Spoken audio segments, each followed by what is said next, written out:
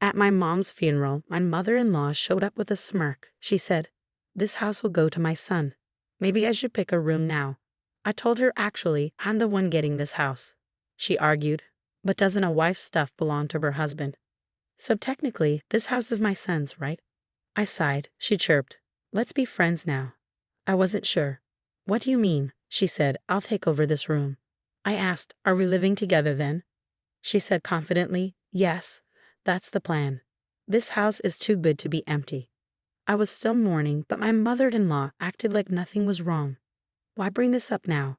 Can't you see I'm sad? This house is full of memories. It was built by my dad and cherished by my mom. I don't want my mother-in-law here, and my husband is letting it happen." To protect my beloved home, I took action before we moved in. I'm 42, work in an office, and thought I'd missed my chance at marriage. Then I met Michael, 4 years younger, through a friend, and we tied the knot. He's caring and values my input. "Where shall we honeymoon? You mentioned Europe, right?"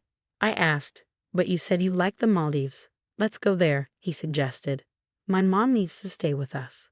Dad's not well, and she's struggling alone," he explained. "I get it, but didn't we agree not to live with parents?" "You're right, I'll talk to her." My husband always indulges my wishes, which sometimes makes me feel guilty. Finding a good partner is a blessing, but there's a lingering sadness. My dad passed away 3 years before I got married, so I couldn't share my wedding with him. He was a strict boss at a small business, and I looked up to him. Despite the company's size, he earned well, and we had a decent home where we held his funeral. Working in an office made me appreciate my dad even more.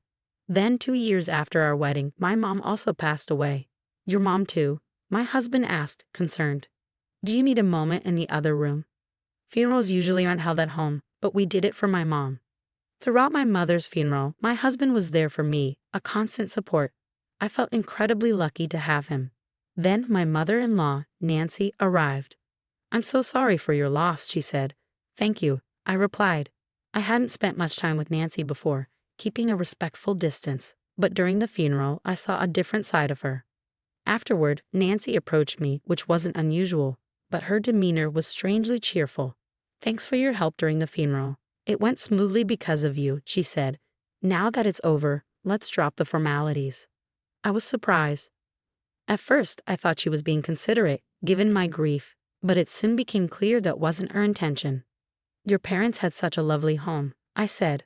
"Hold on a sec." She boldly ventured further into the house. "Mom, this isn't a good time. Some areas are a bit messy," I protested. Unfazed, she announced, "Don't worry about the details. What matters is, this house will go to my son. Maybe I should pick a room." I hesitated. "Mom, actually, I'm the one inheriting this house." She smirked. "Your parents didn't have any other kids, right? And doesn't a wife's stuff belong to her husband? So technically this house is my son's, isn't it?" I sighed. "Is that really how it works?" She chirped. "Let's just get along from now on." I paused. "What do you mean by get along?" She confidently replied, "I mean, I'll take this room. You and Michael will move in later, won't you?" I asked, "So we'll be living together?" She declared, "Exactly. It's settled. Such a grand house shouldn't have empty rooms when two people can live here. Finally, I won't have to take care of my husband alone. But my mother just passed away, and my mother-in-law is talking about this. Can't she see how sad I am?" I'm starting to get angry, even though the funeral just ended. Why would she joke at a time like this? My husband overheard our conversation and intervened. "Mom, what are you saying? This isn't the time for this." My mother-in-law brushed it off. "Why are you making such a fuss?" But my husband was firm. "Please leave." He escorted her out. "Sorry, she can be difficult." He'd apologized. "It's okay. Thank you for handling it," I said. In that moment, I appreciated my reliable husband. Yet later, I realized his reason for scolding my mother-in-law was subtly different from mine. 10 days after my mother's funeral, as things calmed down, we talked about my family home. Then my husband made an unexpected suggestion. "This apartment is cramped. Shouldn't we move to my parents' house?" I proposed. "You're right. With more stuff and maybe kids in the future, it's better than this tiny place," he agreed. "So we should start getting ready," he said, then added, "But there's something I want to discuss about the move." "What is it?" I asked. He hesitated. then said, "Considering the big house and empty rooms, I thought maybe my parents could move in with us." "Wait, you mean live together?" I was surprised. My husband is kind, but lately I've noticed something. While I thought he always valued my opinion, maybe he's just going along with things. Could he be too easily swayed? His suggestion about living with my mother-in-law, despite my objections, makes me wonder. He keeps bringing it up, putting my mother-in-law's wishes above mine. I've said it before. We're not living together. I remind him. But Mom won't let it go, he says. I argue. You stood up to her during the funeral. You defended me and said no to living together. Well, yeah, I was mad about her intrusion, but that doesn't mean I'm totally against it. I just didn't think it was the right time to decide, he explains. It's clear. He nods along and passes on my words, but he seems more inclined to agree with my mother-in-law. Plus, despite advocating for proper discussions, he keeps his distance and avoids making firm decisions. Maybe he thinks he's staying neutral, but people like him can be tricky. They convince themselves they're neutral and can make the right calls. It's frustrating. Anyway, I refused to live with someone who barged into my parents' house on the day of the funeral and suggested taking over a room. I've said it before, and I won't budge. Tell your mom that, I tell him. Why? It really bothers you, he responds. Fine, I'll tell her myself. Well, I had mentally prepared for the possibility of living with my in-laws when we got married. Witnessing my mother-in-law's behavior at my mother's funeral made it clear. Living together in my cherished family home, built by my father and lived in by my mother, is out of the question. And now, with my husband's lack of assertiveness apparent, the idea of cohabitation is unthinkable. When my husband relayed my opposition, my mother-in-law directly challenged me, asking why I was against it when we have such a spacious house. She insisted that as Michael's wife, his parents are now mine too. I've already declined living together. I'm sorry, but with my husband's mobility issues, it's too much for me alone, I explain. So you're abandoning us? Did you even listen to your husband's reasons? My mother-in-law counters. I'm sorry, but after this heartless response, I won't ask anything of you anymore, she retorts. I feel for my father-in-law's health, but based on my mother-in-law's past behavior, I can see a future where all responsibility for him would fall on me if we lived together. If that's the path we choose, significant changes in my husband and mother-in-law's mindset are essential. A few days after my mother-in-law's accusation, my husband began rearranging the living room, shifting furniture, and creating space. What's going on? Are we storing boxes here? I inquire. He responds, no, I'm making room for 2 beds. The mention of 2 beds sends a shiver down my spine. Are your parents coming to stay? I cautiously ask. No, they're moving in, starting today. This is truly the worst, he admits. Despite my objections to living together, my husband and mother-in-law have decided on it. She said she wouldn't rely on me anymore, yet she's turning to you instead. Why? I ask. He explains, their lease is up, so we agreed they'd move here instead of renewing. It'll be crowded for 4 people, but we're moving soon, right? Just bear with it for a bit. But that's not what I meant. Why is cohabitation even an option? I've said before I don't want to live with someone who barged into my parents' house on the day of the funeral and suggested taking over a room. I'll talk to Mom. From now on, we'll be living together, so please try to get along, he insists. Why do you always side with your mom? I question him.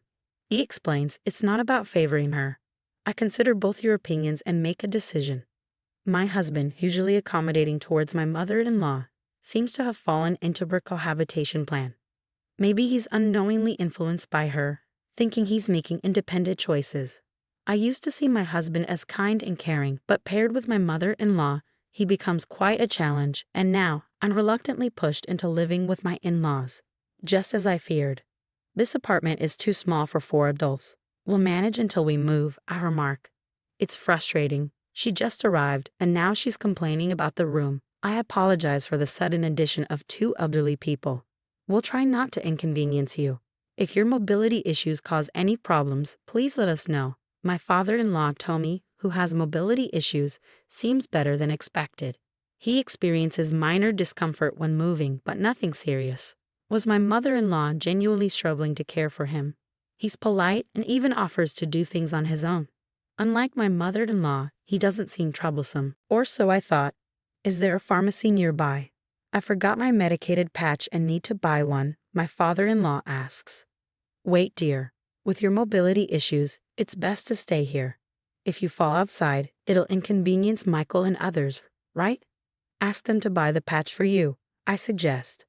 But I usually buy it myself. Didn't they say to let them know if you need help? Well, you have a point. Sorry, but I need it urgently. Can you go get it for me? He sighs. Of course. While fetching a medicated patch might seem trivial, why does my mother-in-law make decisions without involving me? And though my father-in-law seems polite, he appears to follow my mother-in-law's lead. Just like my husband, he's become her yes man. It's a small errand this time. But as we continue living together, I fear everything will eventually fall on me. Can I let these people move into my parents' cherished home? It's not a laughing matter. If they move in, they'll tarnish the house. I must find a way to protect my parents' legacy. As my mother-in-law and father-in-law prepared to move into my parents' home, I decided to take preemptive action. My mother-in-law was in good spirits, eager about moving into a spacious house. Hey, can we borrow the key to your parents' house? We want to check out our rooms. I have some errands, so I'll give the key to Michael, she requests. Michael, can you drop us off before heading home? We want to visit the storage room where we left our stuff. We need to measure furniture sizes, she adds. Sure thing. I'll take the key, I reply. Despite my mother-in-law's cheerful demeanor, there were no conflicts between us, and about 10 days passed uneventfully. However, behind the scenes, my preparations were steadily progressing. Okay, everything's set for the move. Life in that house will start soon, I announced once my husband and in-laws finished their preparations. I have something to discuss, I said. What is it? Spit it out, my husband urged.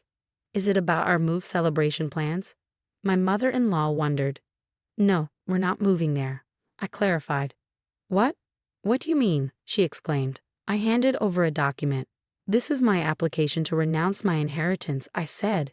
Renounce your inheritance? That's a joke, right? My husband protested. It's no joke.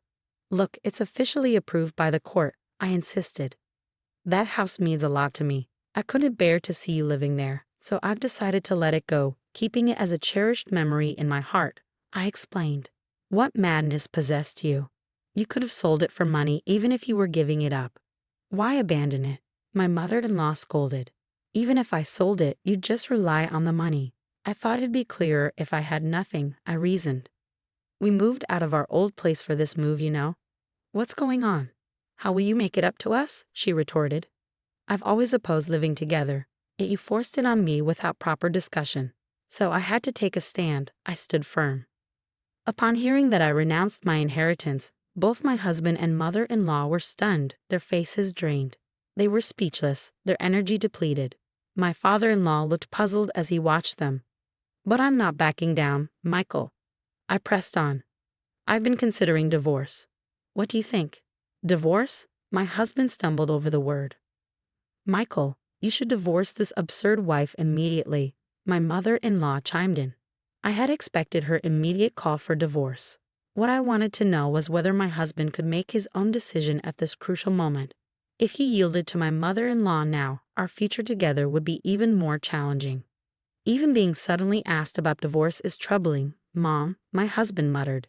His response was pending, but my determination to go through with the divorce had solidified. Fine, divorce is the only option, my mother-in-law snapped. Michael, it's unavoidable. Your mom is adamant, my father-in-law intervened. Well, it seems you also want a divorce, and maybe that's for the best. Even in significant decisions, my husband and father-in-law remained yes-men to my mother-in-law. And now my husband's words made it seem like he was changing his mind for my sake. Very well, I declared. Let's proceed with the divorce. I'll move out with just the essentials. I spent the night at a budget hotel. The next day, I had urgent matters to attend to, so I took a half-day off work and went back to the courthouse. A few days later, my mother-in-law called me. What's this about the house becoming yours? She demanded. Why the sudden concern? Did you learn about it during the estate division process? I asked. Yes, that house is rightfully mine. You forged documents and deceived us, she accused. Why would I forge court documents? Those are genuine, I replied. Then why is the house going to you when you were supposed to renounce the inheritance? She pressed. After that, I withdrew the renunciation application. Renouncing an inheritance is complex. Once filed, it takes about a month to be accepted, during which it can be withdrawn. The documents I showed were from the application stage, not acceptance. I made you believe I had given up the house and mentioned divorce to see your reactions and plan my next steps. I hoped Michael would oppose divorce. But your mindset didn't change, I explained. So the house really becomes yours? Since it was acquired before the divorce, it's subject to property division, right? She inquired. In such cases, you two would split the proceeds from selling it. She tried to assert her claim. But I had prepared for this. If it were jointly acquired, it'd be shared property. But it's inherited, so it's exempt from division. Unfortunately, specific assets like this aren't eligible for division. I reiterated. Did you consult a lawyer when you found out the house would be mine? She asked. If Michael had paid off the house loan or covered renovation costs, those expenses might have been considered, but I assumed that didn't happen. I replied. What about the money Michael would get through property division? She pressed. We've only been married a short time, so there's not much. Maybe just the car, though it still has a loan on it. I explained. You're selfishly claiming the inheritance, aren't you, heartless? She accused. I'm protecting my parents' memories. I don't want people like you in their home. If you have further complaints, consult a lawyer, I responded firmly. After the call, divorce proceedings went smoothly. Presumably, she urged my husband to divorce me promptly. Regardless, the divorce was finalized, and I no longer had to deal with my in-laws. I felt relieved, as if I'd safeguarded my father's home. After I moved out, my former in-laws stayed in the apartment my ex-husband and I used to share. It wasn't spacious, so even with one less person, it must have felt cramped. They explored other housing options, but faced challenges due to their age. Eventually, my ex-husband rented a smaller single-family home for them to live in together. Though smaller, it's still a house, so the rent is likely higher than for the apartment. He'll need to support them going forward. My ex-husband is in for a tough time. My former mother-in-law was excited about the large house my father left behind, but now she's settling for a smaller home. I imagine she's disappointed. As for me, I've started a new life in my parents' house. It feels comforting, as if they're still with me. If you enjoyed this story, consider subscribing to the channel. Until next time.